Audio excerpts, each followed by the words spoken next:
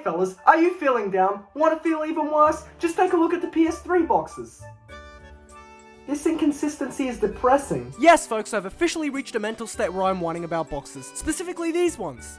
And these ones. And these ones. And these ones. And these ones. And these ones. And these. Jesus Christ! There are 6 goddamn variations of the PS3 boxes. I feel bad for my shelf. The PlayStation 3, the third PlayStation, the third of 3 PlayStations released at the time. It is a good console. It had a great library of games, incredible specs for the time, and an amazing install base. No wonder it sold so well. Consumers bought into this thing like crazy because it's just so easy to understand. Good console, good games, good game console must mean I've got to spend $600 on it. But you see, what might be a bit off-putting for customers are these boxes. Why? There were 6 different types of boxes for PlayStation 3 games across its lifespan. In fairness, there were only 3 main ones, but the fact that there were 6 in general is terrifying. Like, you think this looks nice on a shelf? No! Enough blabbering, let's get into the history of them. The first type of boxes for PS3 games were used for about 2 years, starting with the launch of the system. You of course have the logo on the left side with a font that replicates the Spider-Man font. Nice. Like, I don't get the thought process behind that. Sure, Sony owns both, but like, was this the only font they had? You know, maybe there was some thought behind this. Maybe they were appealing to the guy with poor sight who couldn't tell the difference between a DVD copy of Spider-Man 3 and a copy of Uncharted. Every damn time! There was also the small red header on the spine. I'm fine with this. They're small, but you can at least see what they are. PS3 games. There is a very irritating inconsistency here though. You see, while the box art was standardized, there were 2 types of cases. One was just a plain clear case with a Blu-ray disc logo etched into it, and the other one was that, but with a PlayStation 3 logo etched in as well. So if you ever want to replace the case, have fun. I don't know, I just find it tough. Like, what difference does it really make? I don't really know the story behind these 2. I'm pretty sure the one without the PlayStation 3 logo etched in was released after the launch of the system. But I'm not going to do more research into that. It's too terrifying to think about. Now, you see, that's already pissed me off a little bit. You know what's going to give me a UTI?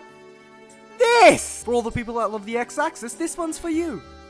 For all the people with crippling OCD, I am so sorry. These started being used around late 2009 when Sony was heavily focused on giving the console a wider appeal with price cuts and all. Why? I don't know. Why can't? Now that I can go on about. This is probably my favorite design for the PS3 boxes, and it's seemed pretty constant since, with the PS4 and PS5 using the same fonts. But there was absolutely no point in this. Why switch it a good quarter way through the console's lifespan? Like, yeah, it looks nicer, but I'd prefer consistency. Now, you see, redesigning the front is one thing. I can live with that, but they just had to go to the spine. You know how awful this looks on a shelf? It's like I have 2 completely different libraries together. I would have been fine with them changing the spine if it was a small change, like going from red to black, but no! This feels like a completely different system. You know how hard it is to convince someone I'm sane when they come over and look at this? Now, usually I am the one convincing myself of that, but like, please just go with it. I need to keep sane. Now, of course, I dare to ask Sony, how can you screw up my shelf even more?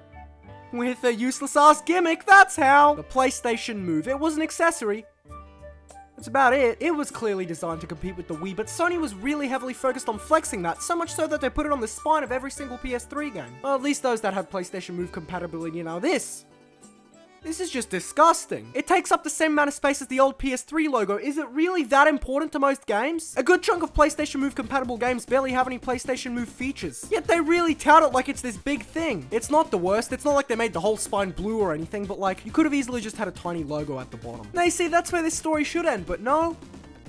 No, Sony's dumb. Now, I know what you're saying. Lucas, stop it! This is my worst nightmare, but don't worry, there's a worse nightmare. Right at the release of the PS4, the PS3 cases were rebranded once again, this time to mimic the PS4 cases. What does Sony gain from this? I never really understood this one, like, ooh, it looks like the fancy new console, but that'll just confuse consumers. In fairness, you can make the argument that they could easily tell the difference between a PS3 and a PS4 game by just reading the number on the box.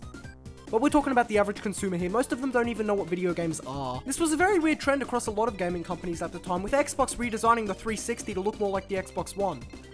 Like, why? Obviously, the same thing continues onto the spine, so I am disgusted. But what's even worse is that they ended up changing it back a few years later. Although this time the PS3 logo is even wider.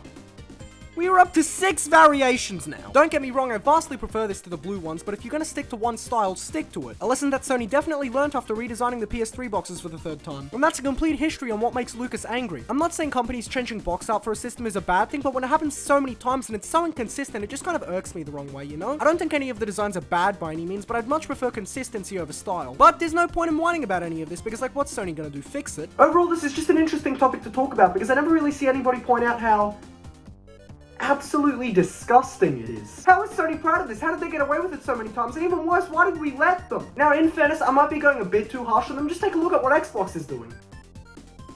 I love the PS3.